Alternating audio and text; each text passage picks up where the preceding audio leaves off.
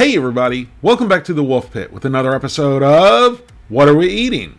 Today we're trying Stouffer's Fish Filet, which is a breaded fillet of Alaska pollock with macaroni and real cheddar cheese sauce, with no preservatives.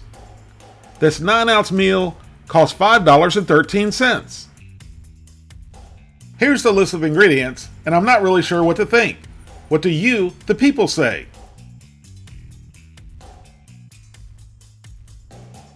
This whole meal has 490 calories, 21 grams of total fat, 5 grams of saturated fat, no trans fat, 80 milligrams of cholesterol, 750 milligrams of sodium, 49 grams of carbohydrates, 1 gram of fiber, 3 grams of sugars, and 26 grams of protein.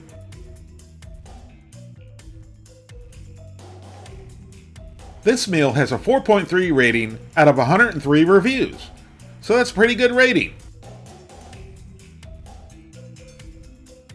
Now you can heat this up in the oven or the microwave, which is how we're going to heat this meal today, but we're going to heat it another way as well. And yes, if you guessed we're going to cook this on the grill, you'd be incorrect. We're going to do it in the air fryer. And here's what it looks like right out of the box, and it's amazing. I bought 3 of these meals, actually 4 of them, and you'll see why later, and in all 4 meals, the fish was the same size, the same shape, and fit perfectly into the plastic container. Where do they catch these fish? Regardless of the size, or if it's processed, wink wink, it's a healthy serving size of fish. This first fillet of fish meal, we're cooking in the microwave.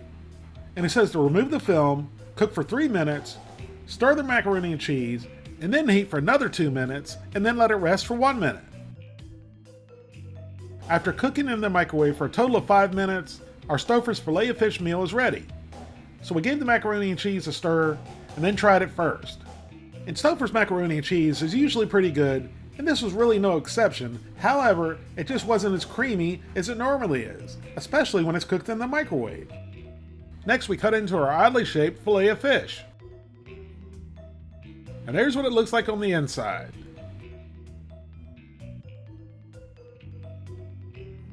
So into the old pie hole and down the gullet it went. And just to be 100% frank, that was not a good experience for my mouth. That made my mouth mad, which makes me mad. Microwaving fish, it's just a bad idea in general. Then you want to add breading to it?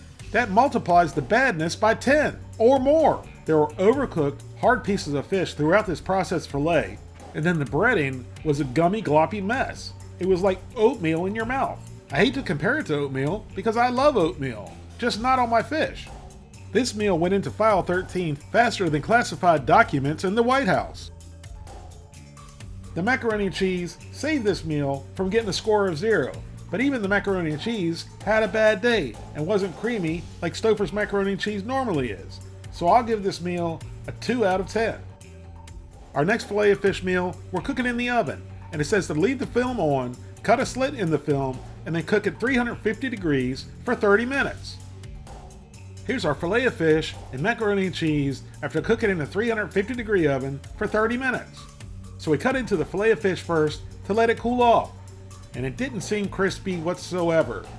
So we ran our fork over it to do the Chef John test, and it was not crispy whatsoever. Uh-oh.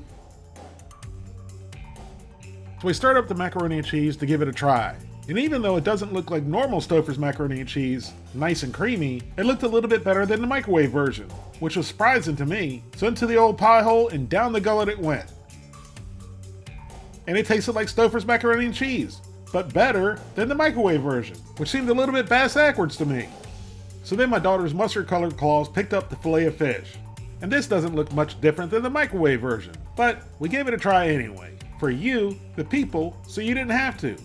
And once again, the experience wasn't very pleasant.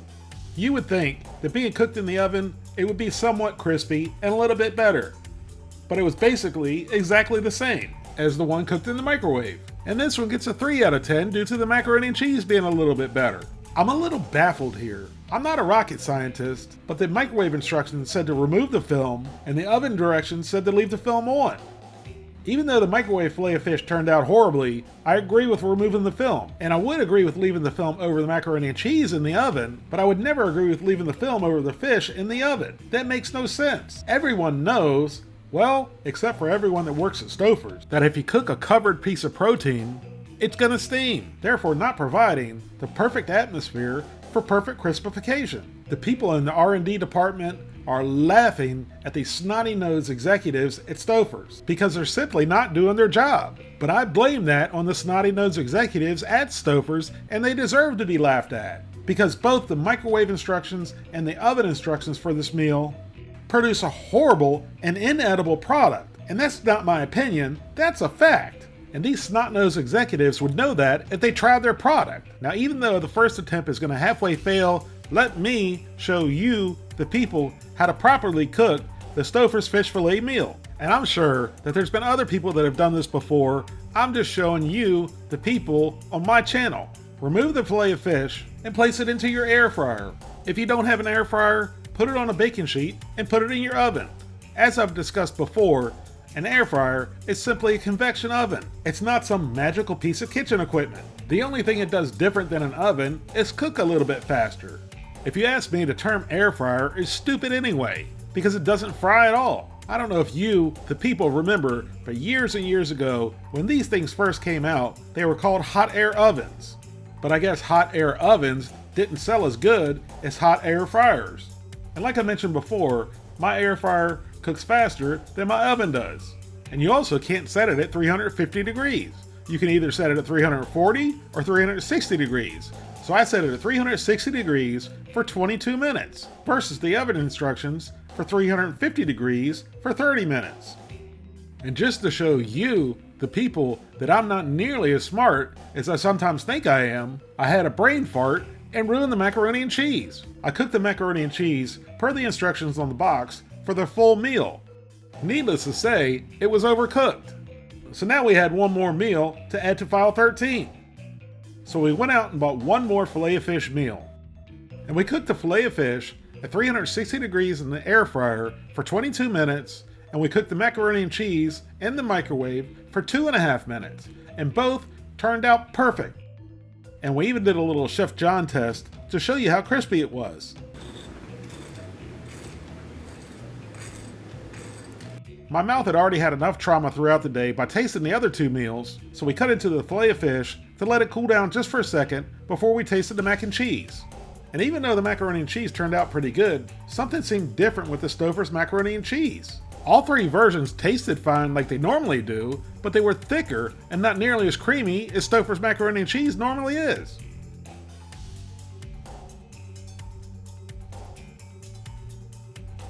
And now it was time to try the finely crispy filet of fish. And yes, this piece finally achieved the perfect level of crispification. However, I'm not a fan of this fish. I'm not trying to be a curmudgeon, but this fish just isn't very good. I was thinking I didn't like it because of the soggy and gummy breading. I give this a score of 4 out of 10 at best. But you, the people, give it a try and see what you think. Thank you all very much for watching, and I'll see you soon.